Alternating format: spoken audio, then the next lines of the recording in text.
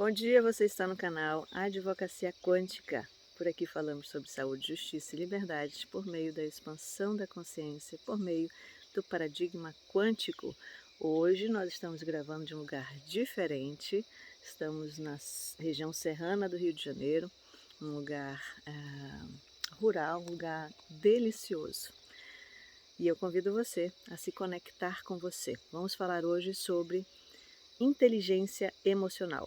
Muito se fala sobre inteligência emocional. Eu não vou entrar aqui em questões técnicas de neurociência, não vou aprofundar, mas nós vamos precisar entender que as emoções não são controláveis do ponto de vista neurobiológico. As emoções são reações neurobiológicas que acontecem e podem acontecer de forma inesperada, nós não temos como controlá-la. Vou começar já dando um exemplo para você.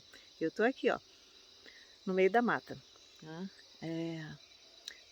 E imagina se de repente eu estou aqui gravando com você e ali em cima, ó, tá vendo ali em cima?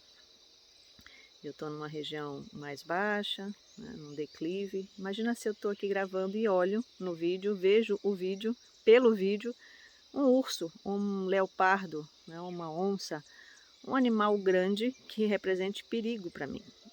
O que vai acontecer no meu corpo? Quais são as emoções que eu vou sentir? Eu vou ter controle do medo? Será que aquela cara branca que dá quando a gente tem medo, né, o coração palpitando, o desespero que dá, né, no nosso corpo, vontade de correr, será que eu tenho controle disso? Será que eu consigo ficar completamente calma, inerte, né? De repente eu até fique, mas não porque escolho, não por controle, mas por uma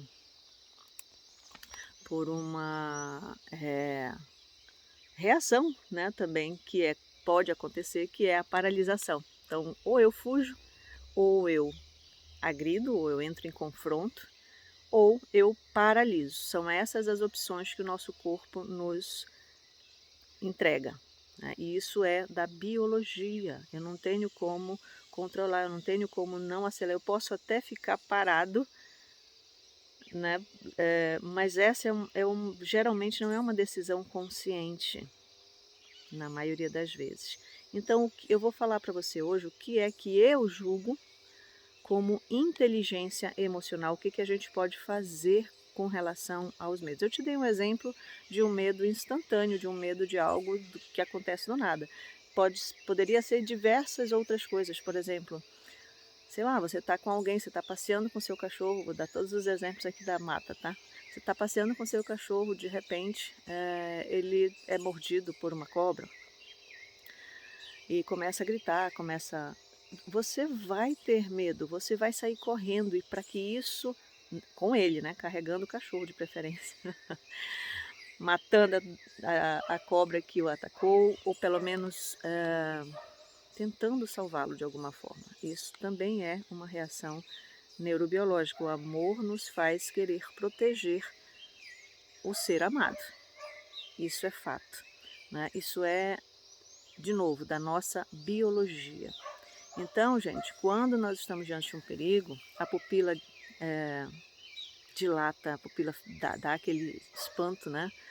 O coração acelera, o sangue é direcionado para as extremidades para que a gente consiga correr, né? Se a gente tiver com o intestino cheio, vai provavelmente dar vontade de eliminar, e às vezes a gente nem consegue não eliminar, é o famoso caguei nas calças, né? Então, então o que é inteligência emocional? O que a gente pode chamar de inteligência emocional? E aí eu, de novo, vou te dar a minha percepção do que a gente consegue fazer, né? Qual é a inteligência que a gente pode ter diante das nossas reações neuroquímicas, neurobiológicas, que são as nossas emoções, para as quais damos nomes, que são os sentimentos. Então, a gente dá nome, um conjunto de reações químicas que acontecem no nosso corpo, a gente dá o nome de medo, é o sentimento. A emoção é o conjunto de reações químicas, neuroquímicas, neurobiológicas que acontecem no nosso corpo. O sentimento é o nome que nós damos para esse conjunto de coisas que acontecem com a gente, ok? Muito bem, então se eu não tenho como controlar, né, segundo o que a Ana está dizendo, eu não posso controlar as reações neurobiológicas do meu corpo nessas situações e em diversas outras. O que eu posso fazer? Qual seria o conceito então de inteligência emocional? Se nós sabemos que são reações bioquímicas, neurobiológicas do nosso corpo, nós podemos observá-las. Não estou falando, obviamente, para você, no momento que eu tenho um urso aqui atrás, um leão, uma onça, eu não tenho condições de fazer isso. Esse é o momento que eu não tenho controle. Mas vamos trazer então as questões emocionais para o nosso dia a dia.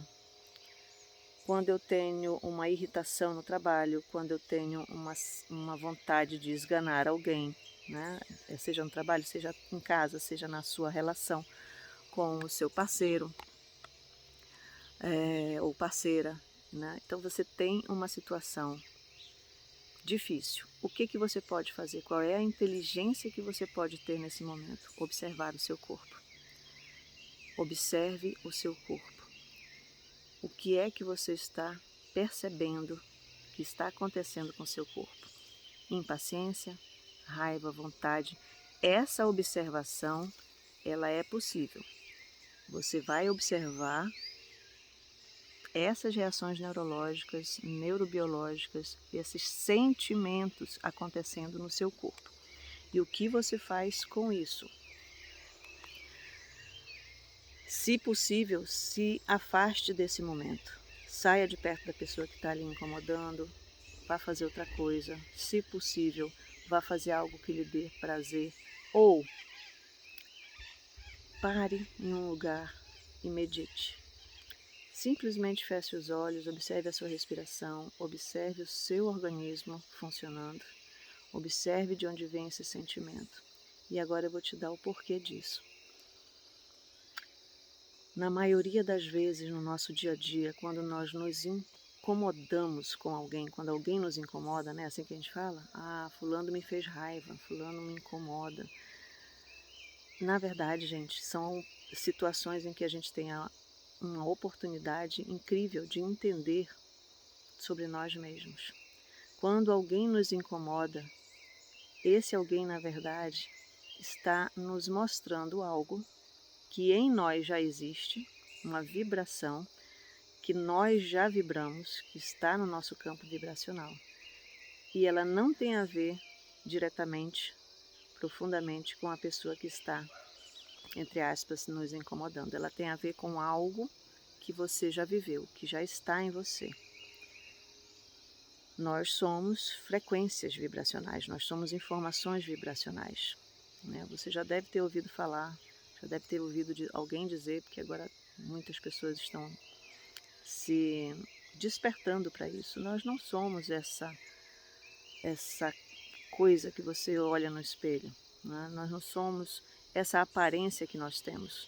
Se nós formos dividindo o nosso corpo em órgãos, em células, em organelas, nós vamos chegar em pura energia. Nós somos energia, nós somos vibração. Uma vibração condensada que dá essa forma que parece, né, que a gente olha e percebe dessa forma. Mas nós somos energia e isso é ciência. Isso não é isso não é uma fala de mágica, de místico. Essa advogada é daquelas místicas. Não, gente, isso é ciência, isso é física. Sabe? Einstein já dizia isso e vários outros. Né? Então, e hoje nós temos muitos mecanismos tecnológicos para comprovar isso. Tá? Então, nós somos energia e a energia ela funciona em ressonância e dissonância. O que ressona conosco, uma energia quando ressoa com outra, ela se amplia. E quando uma energia não ressoa, é não ressonante, ela afasta. Sabe aquela coisa que a gente fala assim, grosseiramente falando, tá? Não, minha energia não bateu com a de fulano, não gostei daquela pessoa, não bateu, a energia não bateu. Então, quando a energia não bate, se simplesmente não batesse, você nem notaria aquela pessoa. Se simplesmente não batesse, se simplesmente fosse uma energia contrária à sua, que não tem nada a ver com você, o mais provável de acontecer é que vocês se afastariam normalmente, naturalmente, na verdade, melhor dizendo, né? Vocês se afastariam naturalmente, não haveria aproximação, não haveria vontade de estar junto, nada aconteceria, muito menos um incômodo, muito menos uma raiva, muito menos, sabe, muito menos uma antipatia. Quando isso acontece, é porque essa pessoa, de alguma forma, tem uma energia que mexe com você, tanto mexe que o seu corpo te fala isso. Você sente incômodo, você sente raiva, você sente nojo às vezes, não é? E qual é, Ana, você falou que isso é uma oportunidade. Qual é a oportunidade que eu tenho nisso? Qual é a vantagem que eu tenho de entender que essa pessoa está ressoando? O que é isso? Me explica melhor. Então, vou te explicar com um exemplo, tá? E eu vou explicar com um exemplo dentro de um contexto empresarial. Imagina uma pessoa que pela terceira vez estava num terceiro emprego, né? E ela sempre tinha a percepção de que o chefe dava em cima dela, né? Assédio moral, assédio sexual, enfim, ela tinha muito incômodo com, com a figura do chefe, e era o terceiro emprego. Nesse terceiro, a empresa usou esse conhecimento, entendeu isso e fez umas análises, ofereceu a essa pessoa um acompanhamento terapêutico dentro de um conceito de advocacia quântica, de advocacia terapêutica, para entender, para ver se conseguia um acordo, conseguia entender a situação antes de ir para a justiça. E dentro dessa situação, o que foi descoberto? O que essa pessoa, né, estava... O que ela tinha dentro dela, qual era a história dela, que fazia com que ela, reiteradamente, de forma repetida, ela tivesse contato com essa sensação, né? Na infância dela, o pai dela faleceu, a mãe casou de novo e o padrasto, uma figura de autoridade para ela, né? Conviveu muitos anos com a mãe, ela cresceu na companhia dessa pessoa e ele era uma pessoa que não era legal, abusava dela, era muito autoritário. Então ela tinha essa sensação diante de figuras de autoridade. Então o chefe era uma figura de autoridade. Então você percebe, não é que o chefe abusava dela. O que acontecia é que quando ela estava diante da figura de autoridade, aquela informação, aquela energia do medo, da angústia, que estava no campo informacional dela, ele era ativado diante de uma outra figura de autoridade. E aí ela se sentia assim. E vamos lá, gente, eu não estou dizendo que toda situação de abuso dentro de empresa não é, o chefe não é abusador, tá? Não é isso. Neste caso, nós descobrimos isso, tanto que depois ela começou a observar, ela conseguiu olhar, né, de fora, entendendo, conseguiu olhar a si mesma, e a partir da compreensão do que tinha acontecido com ela, ela conseguiu olhar para a situação com uma outra visão, percebendo então que o chefe era assim com todo mundo e só ela que se sentia dessa forma. Então o problema entre aspas, né, a vibração estava nela, a informação vibracional de abuso, de medo diante de uma figura de autoridade, estava nela. E por isso acontecia essa situação, por isso que ela já estava no terceiro emprego. Os outros dois ela tinha saído, esse ela estava dizendo que não aguentava mais, que isso era um absurdo, que ela ia entrar na justiça, até que nós tivemos esse desdobramento, não é? Então, através desse exemplo, você consegue perceber que muitas vezes a gente pode estar diante de uma oportunidade de autoconhecimento, de entender o que aconteceu com a gente, onde em nós, aquela situação, aquela pessoa que a gente diz que nos incomoda, onde essa pessoa tocou? Que ponto escondido em nós aquela pessoa chacoalhou, né? Esse é o trabalho que eu faço, entender, você entender. O campo sutil é a sabedoria do invisível, né? Que informação vibracional está associada ao seu adoecimento, ao seu conflito relacional. E isso pode, então, ser aplicado no campo da saúde e também no campo dos conflitos relacionais, dentro da advocacia. Se você é um advogado ou uma advogada, né, a maioria dos advogados que trabalha com mediação e com direito sistêmico ainda é majoritariamente mulheres, né? Então, se você é essa pessoa que trabalha com mediação, que trabalha com direito sistêmico, você tem a oportunidade de compreender melhor isso através da minha mentoria, onde a gente explica, onde eu explico como isso acontece e como você pode perceber melhor, então, o seu cliente, para ajudá-lo, para evitar o caminho do judiciário, ok?